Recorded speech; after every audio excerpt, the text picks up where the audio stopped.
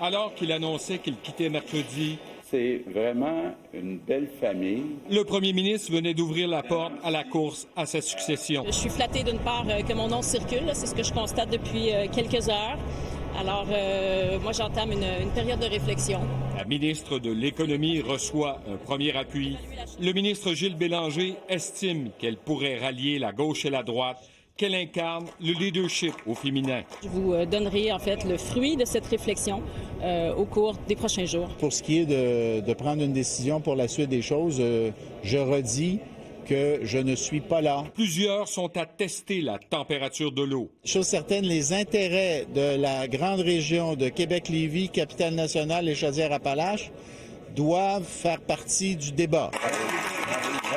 Simon Jolin Barrette demeure un candidat très sérieux. Personne ne veut s'avancer sur ses intentions. Il est en droite ligne avec la vision nationaliste de la CAQ, nous dit-on.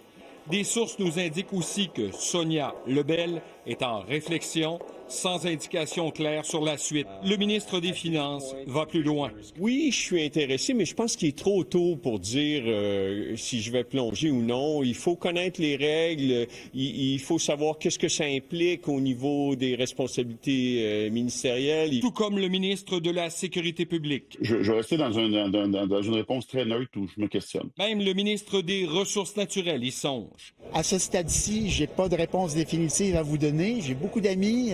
Certains m'encouragent et puis il faut penser à ça. La prochaine campagne, elle devra se faire sur les idées et j'entends y contribuer au niveau des idées. L'ex-ministre François Bonnardel aussi. Moi, j'ai toujours prôné un axe de centre-droit qui était important pour moi depuis que j'ai joint l'Action démocratique du Québec, depuis qu'on a fusionné avec la Coalition Avenir Québec. Donc, dans ce cas-ci, vous comprendrez que mes positions vont rester pour moi les mêmes. Geneviève Guilbeault, qui a délogé les libéraux dans Louis Hébert en 2017, hésite. Le rapport de la commission Galland sur le scandale SAC-Clic pourrait brouiller les cartes. Son témoignage et ceux de son équipe ont été en partie jugés non crédibles selon des préavis de la commission Galland. Pour ce qui est de François Bonnardel, il a reçu un avis, mais selon notre bureau parlementaire, sa version n'est pas contredite. Les dernières semaines n'ont pas été nécessairement simples, faciles. On a beaucoup de crédibilité à aller rechercher. On a des votes à aller rechercher. On a la confiance de la population à aller rechercher. Le nom de l'entrepreneur et influenceur Olivier Primo circule également.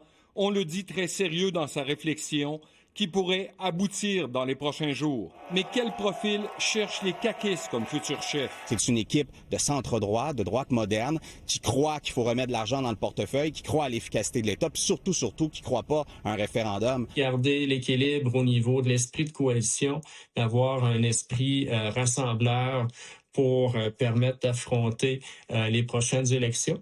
D'ici une dizaine de jours, la CAQ dévoilera les règles de la course.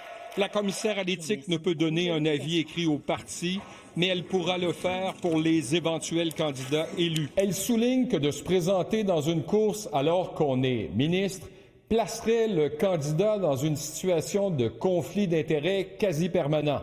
Il y aura donc des choix à faire. Alain Laforêt, TVA Nouvelle, Québec.